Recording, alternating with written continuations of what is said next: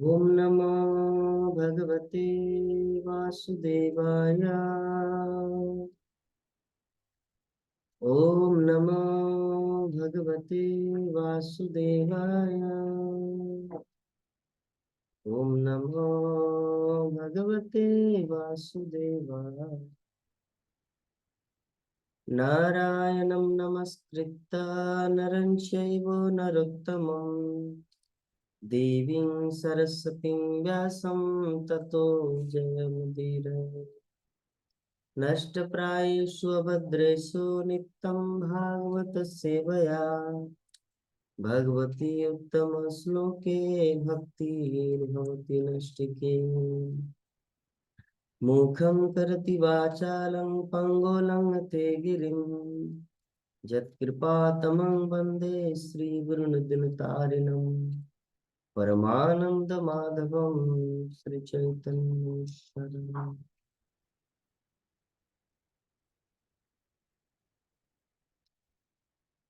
हरे कृष्णा।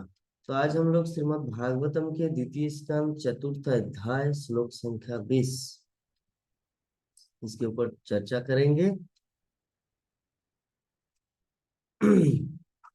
श्रीय पतिर्जगपति प्रजापति धियां पतिर्लोकपतिर्धरापति पतिर्गतिशान्धक वृष्णशास्त्रताम् प्रसीदतां मे भगवान शतांपति। ये श्लोक जो है यहाँ पर कम से कम इस श्लोक में पति पति पति पति 4 5 6 7 8 8 बार पति शब्द का उल्लेख है। पति का अर्थ होता है स्वामी, स्वामी का अर्थ होता है मालिक, मालिक का अर्थ होता है इस पूरे विश्व ब्रह्मांड के भोक्ता एवं परमेश्वर। पति मतलब ऐसा नहीं कि डुप्लीकेट पति, किसी की लड़की का हस्बैंड को पति कहा जाए, नहीं। वास्तविक पति का अर्थ होता है परमेश्वर। श्रीय पतिर्जगपति प्रजापति ध्रियांग पतिर्लोकधि पतिर्धरापति पतिर्गतिशांध के विष्णु सात्वतांग प्रसिद्धतांग में भगवान शतांग पति। भगवान ही एकमात्र परम पति। इस श्लोक के अनुवाद में श्रील प्रभुपाद वर्णन किए कि भगवान श्री कृष्ण जो जो समस्त भक्तों द्वारा पूज्य है, यदुवंश के अंधक तथा वृष्णि जैसे समस्त राजाओं के रक्षक तथा उनके यश, लक्ष्मी देवी के पति, समस्त यज्ञों के निर्देशक अथवा समस्त जीवों के अग्रणी, समस्त बुद्धि के नियंता, समस्त दिव्य एवं भौतिक लोगों के अधिष्ठाता तथा पृथ्वी पर परम अवतार सर्वे सर्वा है, वे मुझ पर कृपालु। तो कल हम लोग जिस प्रसंग में आलोचना किए थे, सुखदेव गोस्वामी भगवान श्री कृष्ण को ऐसे प्रार्थना कर रहे कि जो सभी भक्तों के, सभी सिद्धगणों के, ब्रह्मा विष्णु ब्रह्मा शिव जैसे शुद्ध वैष्णवों के जो परम पुरुष परमेश्वर भगवान है, वो श्री कृष्ण मुझ पर प्रसन्न है। उसी तरह आज आज की इस श्लोक में भी सुखदेव गोस्वामी वर्णन कर रहे कि भगवान श्री कृष्ण मुझ पर प्रसन्न हो। ये प्रसन्न होना बहुत ही इंपॉर्टेंट है हमारे जीवन में। इस संसार में कोई भी काम तब तक नहीं होता क्योंकि सबका एक नियंता होता है। इस संसार में कोई भी मालिक नहीं है, सबके ऊपर कोई ना कोई मालिक होता है। आप कहीं पर एक दुकान में काम भी कर रहे तो उनका एक मालिक होता है, और मालिक का भी मालिक होटल का जो मेन मुख्य मालिक है, और उनका भी मालिक उनके घर का मालिक। तो इस प्रकार कोई न कोई एक मालिक होता है, कोई स्वतंत्र नहीं है इस संसार में कुछ करने के लिए। तो प्रसन्न जो शब्द है, क्यों मुझ पर कृपालु हो, मुझ पे प्रसन्न हो, अगर वो प्रसन्न हो जाते हैं तो हमारा काम जो है ना बहुत ही आसानी से हो। अगर वो प्रसन्न नहीं है तो कितना भी ट्राई करें संभव नहीं। तो चूंकि सुखदेव गोस्वामी जो है प्रमुख गतव्य लोक अर्थात निष्कपट है, अतः वो भगवान श्री कृष्ण के संबंध में अपनी अनुभूति को समस्त सिद्धियों का सार भगवान बता। कहने का मतलब क्या है कि मेरे पास जितना कुछ अनुभव है, मेरे पास जितना क्वालिटी है, मेरे पास जितना ज्ञान है, भक्ति है, अनुभव है, वो सब एकमात्र क्रेडिट जाता है भगवान श्री कृष्ण को। तो ये होता है एक निष्कपट व्यक्ति का लक्षण, क्योंकि उनको पता है जब जब विभूति मत सत्यम श्रीमद उर्जित में बबा तत्तदेव गच्छन्तम मम तेजंस संभवम। भगवान श्री कृष्ण भगवत गीता में अर्जुन को बताते हैं कि संसार में जितना कुछ विभूति है, विभूति का अर्थ क्या है? विभूति का अर्थ होता है कुछ अनोखा काम या कुछ वंडरफुल अद्भुत, जो इन जनरली किसी का होता नहीं, कुछ कुछ विशेष व्यक्तियों के अंदर प्रकट होता है, उसे कहते हैं विभूति। तो विभूति भगवान श्री कृष्ण अर्जुन को यही चीज बोलना चाह रहे हैं कि विभूति जो है वो इन जनरली सबके अंदर नहीं है, वो किसी किसी व्यक्ति के ऊपर जब मेरी कृपा होती है, मम तेजंस संभव, मेरे तेज से ही वो संभव। तो हम लोग समझ गए कि सुखदेव गोस्वामी इस तथ्य को भली भांति जानते थे। तो उसी प्रकार हम सबको भी ये समझना है। ऐसा नहीं कि यार चलो मैं एमबीबीएस किया हूं तभी डॉक्टर बन पाया, चार्टर्ड अकाउंट किया हूं तभी इतना बड़े पोस्ट में आए, आईएएस ऑफिसर हूं तभी कलेक्टेड बन पाया। अरे वो तो है, बहुत सारा आईएएस अभी रोड में भीख मांग रहे हैं। ठीक है, रोड में भीख मांग रहे मतलब क्या? किसी साधारण किसी दुकान में अकाउंट या एक संचालक की भूमिका निभा रहे हैं, तो पूरे जिला का, राज्य का कलेक्टर नहीं बन पाता। तो कौन बन पाता है? जिसके ऊपर भगवान की कृपा होती है, लक्ष्मी देवी की कृपा होती है। क्योंकि भाग्य में अगर नहीं रहेगा आपके तो कुछ नहीं मिलेगा। समय से पहले और भाग्य से अधिक इस संसार में कुछ नहीं मिलने वाला, नथिंग। तो भाग्य भी कहां से आता है? लक्ष्मी भी कब कृपा करेंगे? जब उनका पति प्रसन्न हो, नारायण भगवान श्री कृष्ण। जब वो हम पर प्रसन्न होंगे तो लक्ष्मी भी आएंगे, सरस्वती भी आएंगे, सब कोई आएगा। हमारे भक्ति जीवन में वर्धित करने के लिए जो जो चीज, जिस जिस सामग्री का जरूरत है शुद्ध भक्ति संपादन करने के लिए, भगवान सब कुछ भेजेंगे, एवरीथिंग। तो आगे वर्णन किया जा रहा है कि ब्रह्म संहिता में लोग ये नहीं जानते, प्रत्येक व्यक्ति लक्ष्मी जी की कृपा का आकांक्षी रहता है, प्रत्येक व्यक्ति। लेकिन लोग ये नहीं जानते कि भगवान श्री कृष्ण लक्ष्मी जी के प्रियतम पति हैं। ब्रह्म संहिता में कहा गया है कि भगवान अपने दिव्य धाम गोलोक वृंदावन में सुरभि गायों को चराते रहते हैं और वहां लाखों लक्ष्मियां उनकी सेवा करती रहती। लक्ष्मी सहस्र शत संभ्रम सेव्यमानम गोविंदमादि पुरुषम तमहम भज। तो कब हम लोग को ये चीज समझना है कि हम एक ऐसे व्यक्ति के दास है या सेवक है जिनकी चरणों की धूल या जिनकी चरणों में करोड़ों करोड़ों गोपियां या लक्ष्मियां लाइन लगा के खड़े हैं सेवा पाने के लिए। तो ऐसे व्यक्ति के हम लोग सेवक हैं। ठीक है, इसीलिए कभी भी धन का चिंता नहीं करना चाहिए, कृष्ण चिंता करना चाहिए। नारायण का चिंता करेंगे तो लक्ष्मी देवी आपके ऊपर प्रसन्न होंगे। सुदामा ने नारायण का चिंता किया था, लक्ष्मी का चिंता नहीं किया। नारायण का चिंता, द्वारिकाधीश की चिंता, कृष्ण का चिंता करते करते द्वारका गए थे।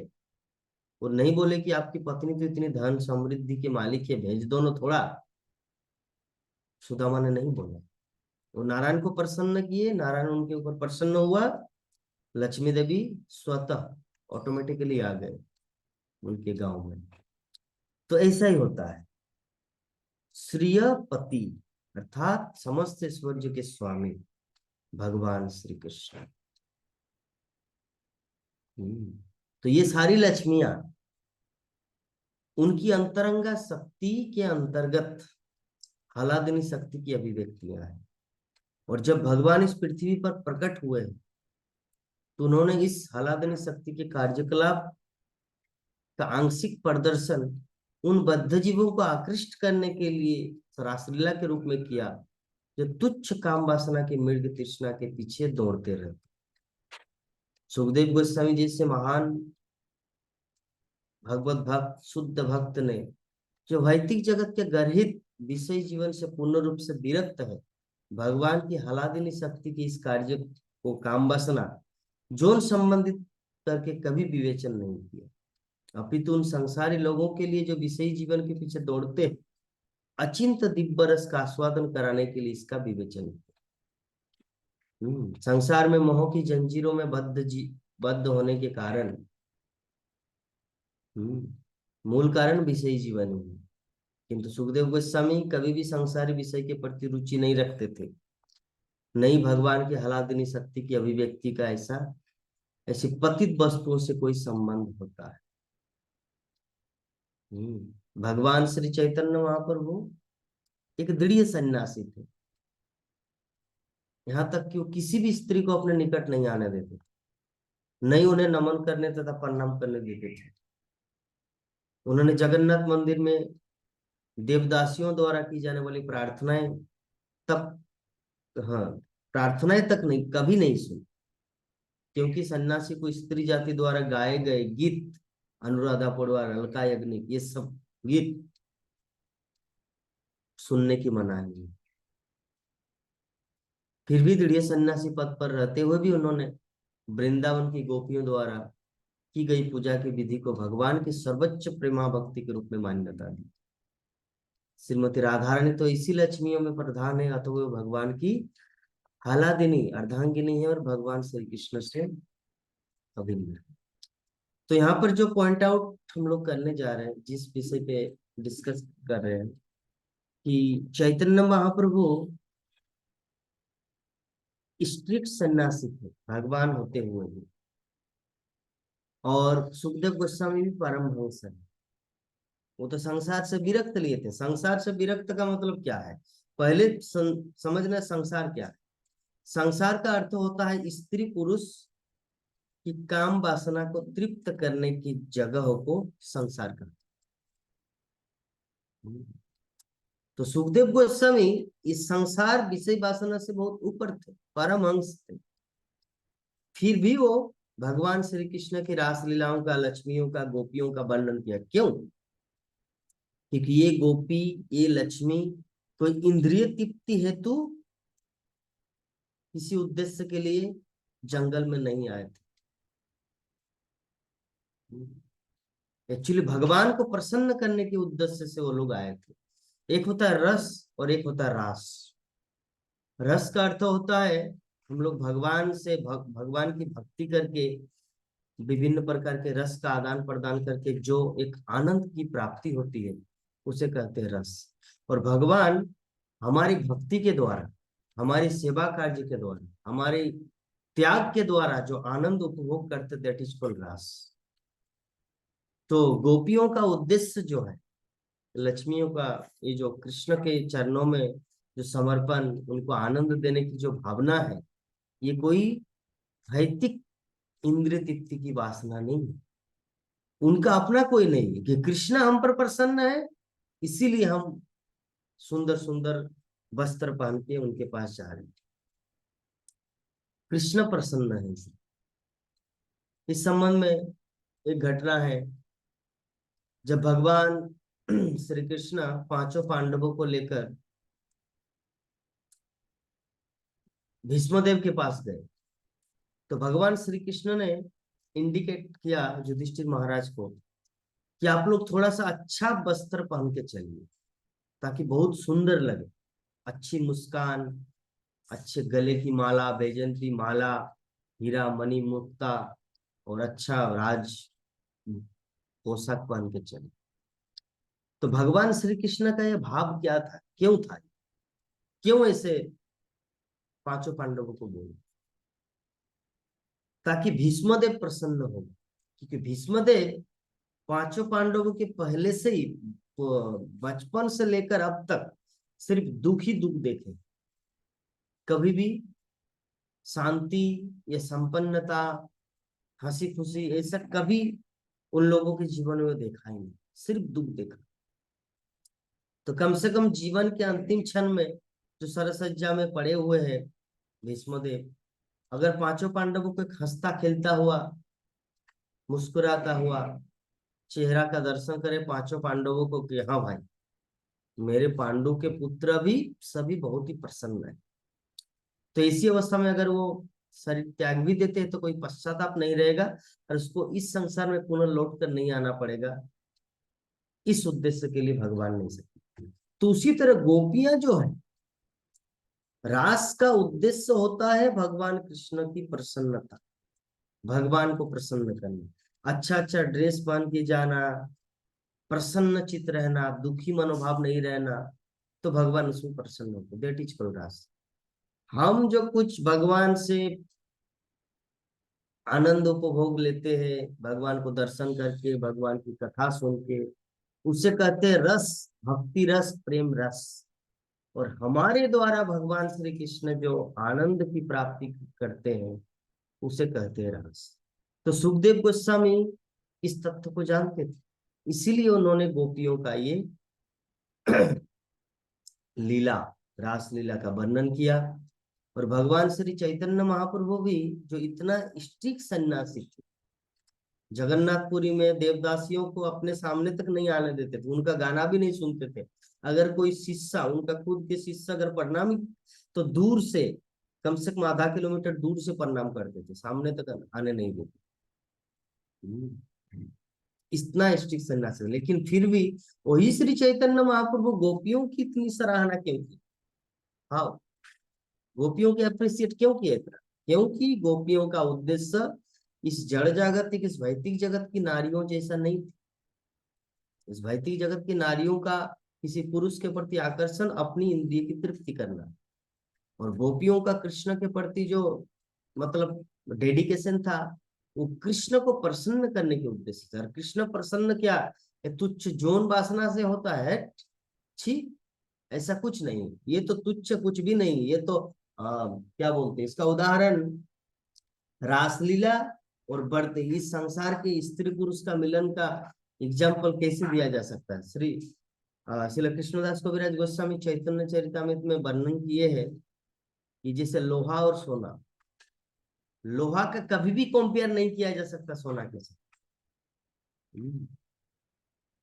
गंगोत्री का जो जल है, गोमुख पर्वत से जो आता है वो जल, और एक कीचड़ या क्या बोलते हैं ड्रेन का जल, ड्रेन में जो कितना कीड़ा मकोड़ा रहता है, दुर्गंध आते हैं, ये भी जल है। और गोमुख से जो जल आता है गंगोत्री, हिमालय की गुहा से, वो जल, दोनों ही जल है, लेकिन वो जल परम पवित्र है। और ये जल कुछ भी नहीं, इसको तो खा भी नहीं सकते, पी भी नहीं, किसी भी चीज में यूज नहीं कर सकता। तो गोपियों का जो रासलीला है, वो गोमुख पर्वत से जो गंगा जल है वो जैसा है, उसके जैसा। और ये जो जड़ जागतिक जो काम वासना है, इंद्रिय तृप्ति, दो शरीरों का मिलन, ये एक गटर का पानी जैसा, ड्रेन का पानी, गंदा, इसलिए कभी भी कंपेयर नहीं। इसीलिए तो सुखदेव गोस्वामी, चैतन्य महाप्रभु उसकी चर्चा की है।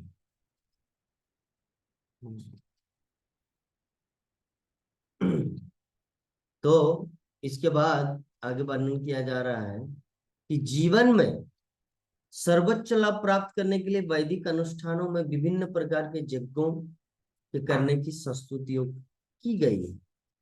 बड़े बड़े यज्ञ करने से प्राप्त होने वाले वर अंततः लक्ष्मी जी द्वारा की गई कृपा ही है, और लक्ष्मी जी के पति या प्रियतम होने के कारण भगवान समस्त यज्ञों के भी स्वामी, वो सभी प्रकार के यज्ञों के अंतिम भोक्ता है। भोक्ताराम यज्ञ तपसाम सर्वलोक महेश्वरम। अतः विष्णु का एक अन्य नाम यज्ञपति भी है।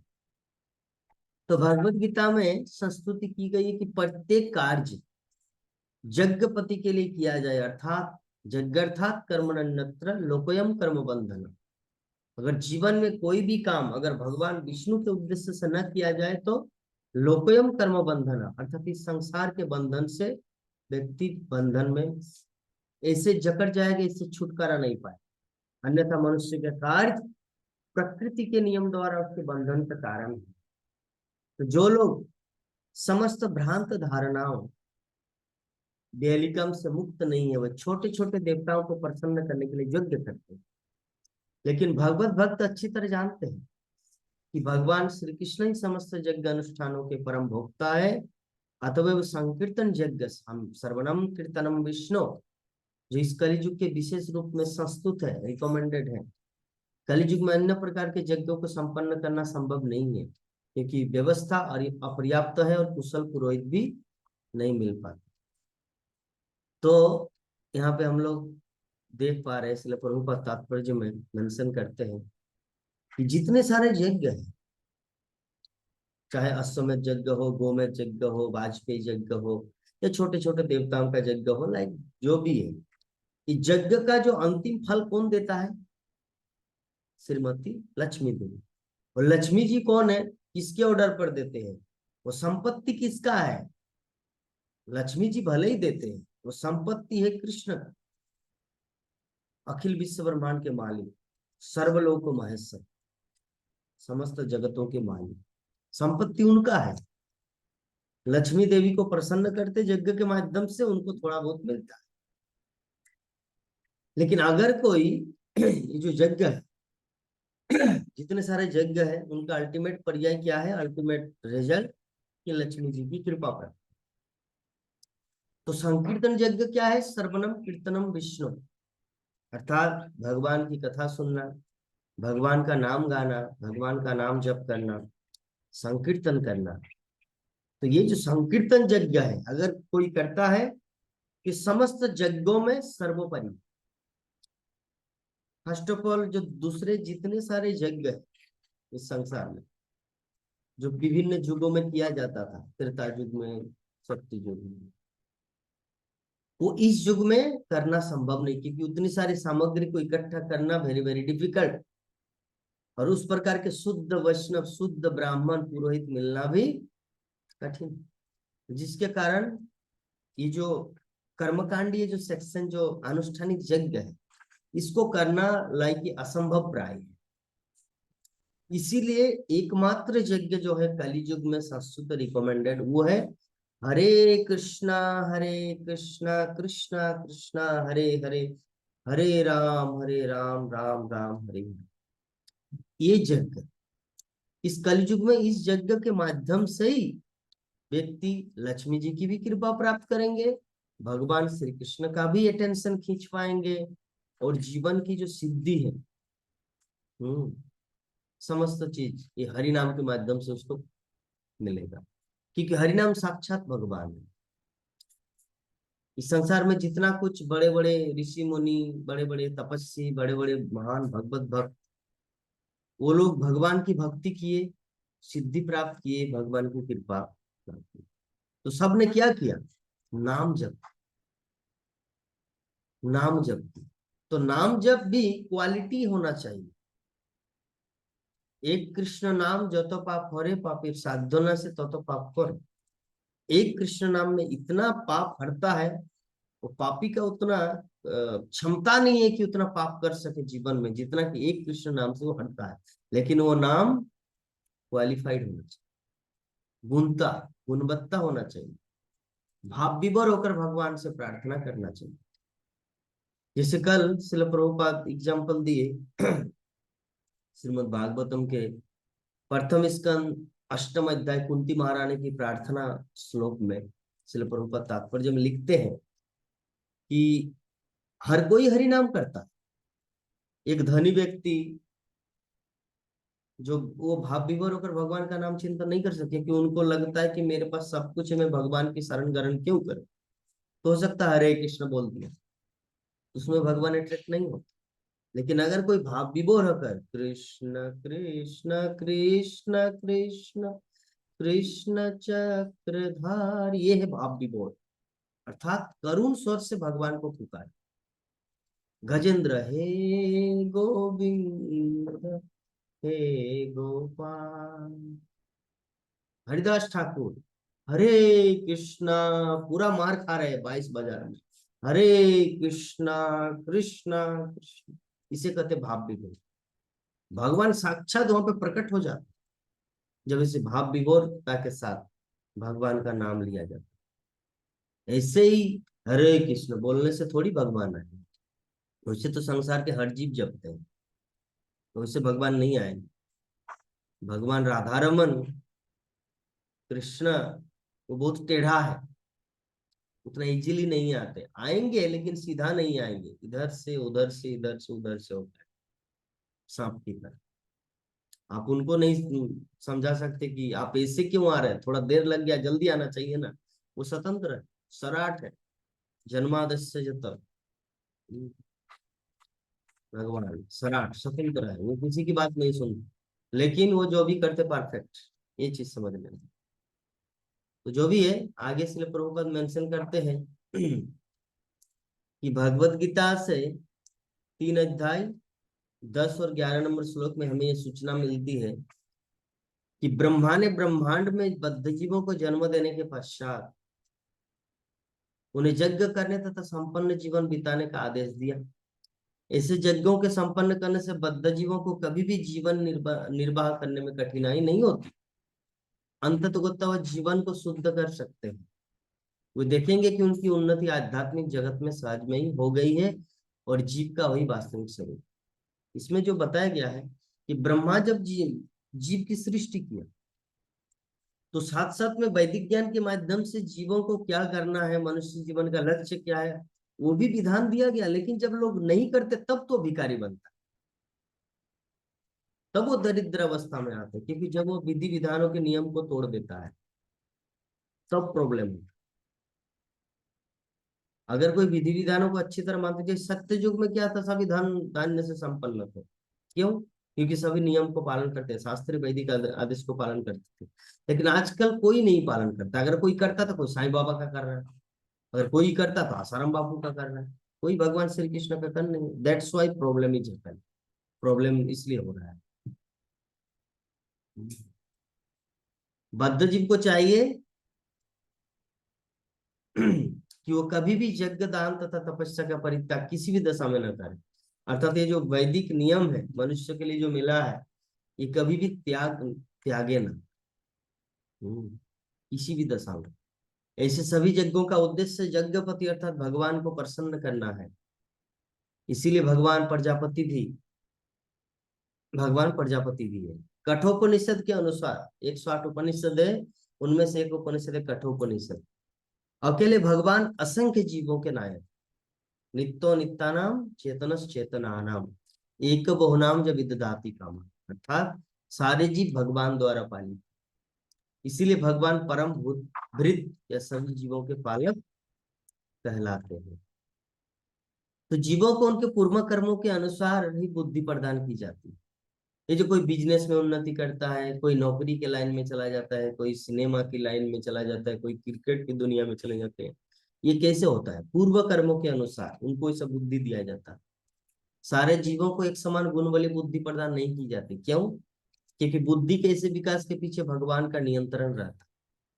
जैसा कि भगवत गीता के 15 अध्याय के 15 नंबर श्लोक में कहा गया, सर्वस्व चाहम हृदय सन्निविष्ट मत्त स्मृति ज्ञान अपोहनम, कि परमात्मा रूप में भगवान जन जन के हृदय में वास करते हैं। सर्वस्व चाहम हृदय सन्निविष्ट, और उन्हीं से स्मृति ज्ञान तथा शक्ति तथा विस्मृति आती है। मत्त स्मृति ज्ञान अपोहनम। एक व्यक्ति भगवत कृपा से अपने पूर्व कर्मों को भली भांति स्मरण कर सकता है, जबकि दूसरा व्यक्ति नहीं कर पाता। क्यों? कोई व्यक्ति भगवत कृपा से अत्यधिक बुद्धिमान होता है, किंतु उसी नियंत्रण से दूसरा व्यक्ति मूर्ख, अथवा भगवान धियामपति अर्थात बुद्धि के स्वामी। तो बद्धजीव भौतिक जगत के स्वामी बनने का प्रयास करते हैं। प्रत्येक व्यक्ति अपनी उच्चतम बुद्धि का प्रयोग करके भौतिक प्रकृति पर प्रभुत्व जताना चाहता है।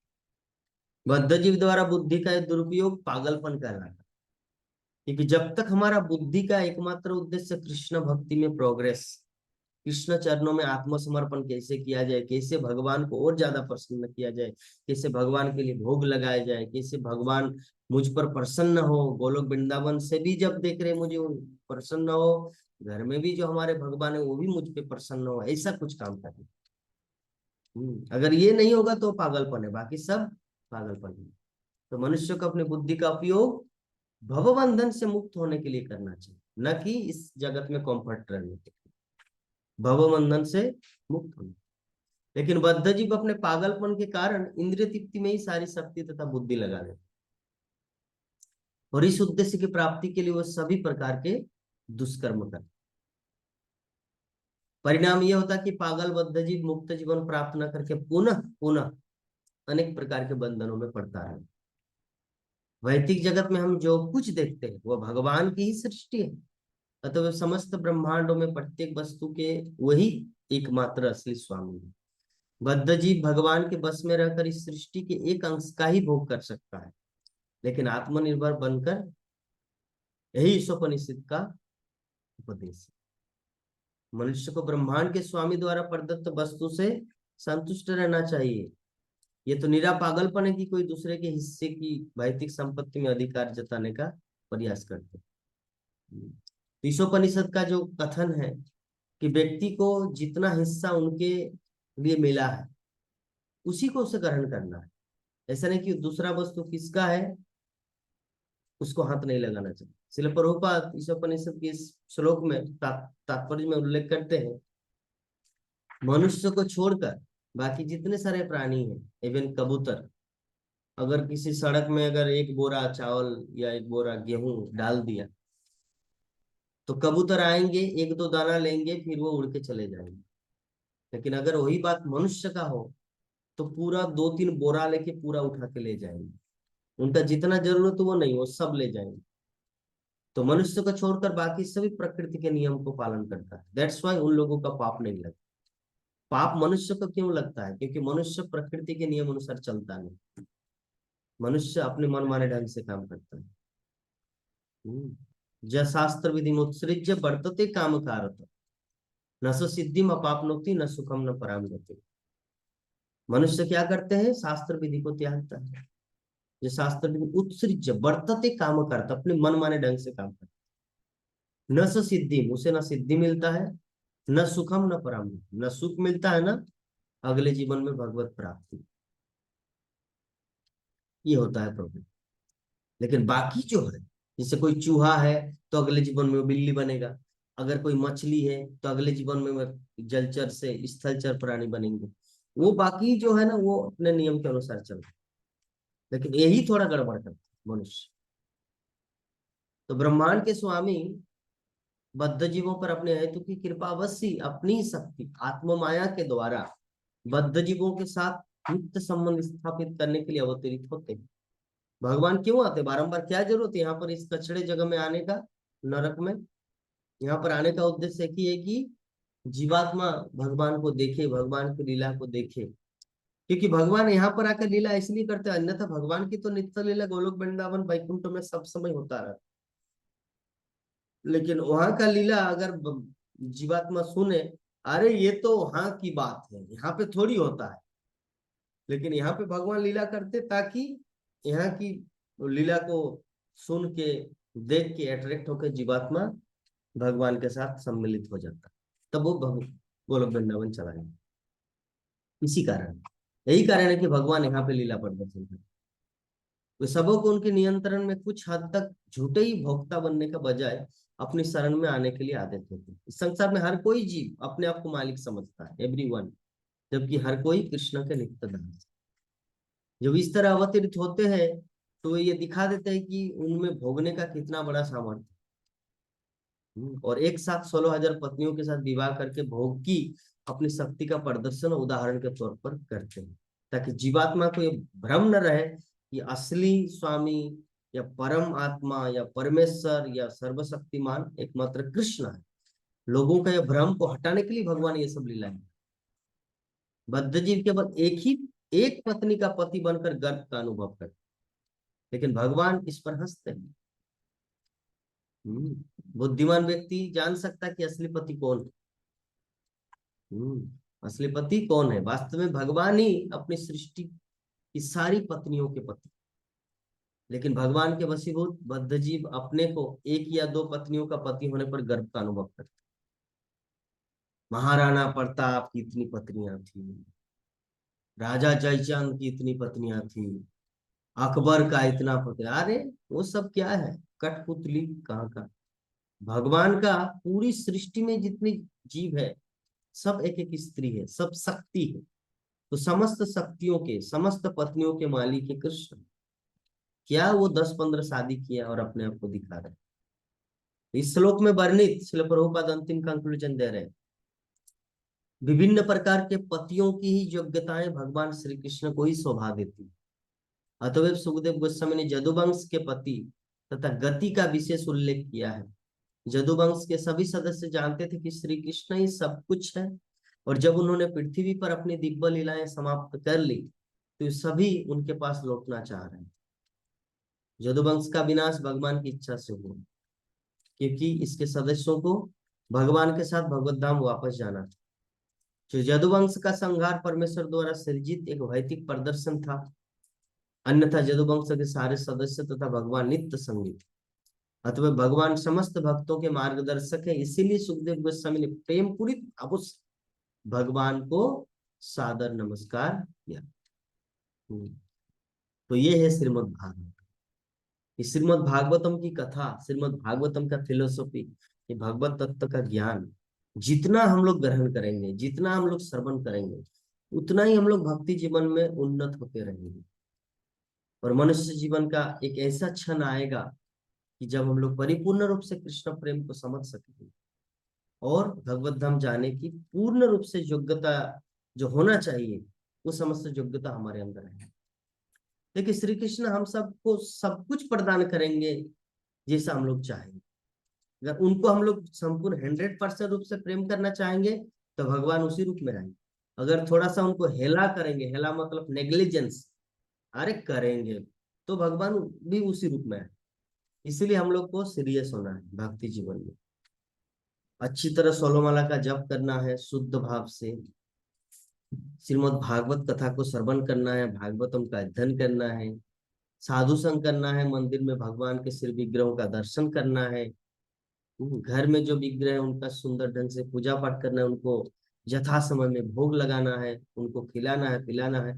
तभी भगवान हम पर प्रसन्न होंगे, और जब प्रसन्न होंगे तभी हम लोग आनंद अनुभूति, ब्रह्म अनुभूति कर पाएंगे। तो इसी के साथ आज का जो हमारा प्रसंग है, श्रीमद् भागवतम द्वितीय स्कंद चतुर्थ अध्याय श्लोक संख्या 20, यहीं पर विराम देते हैं। आप सभी भक्तों को बहुत बहुत धन्यवाद। हरे कृष्ण।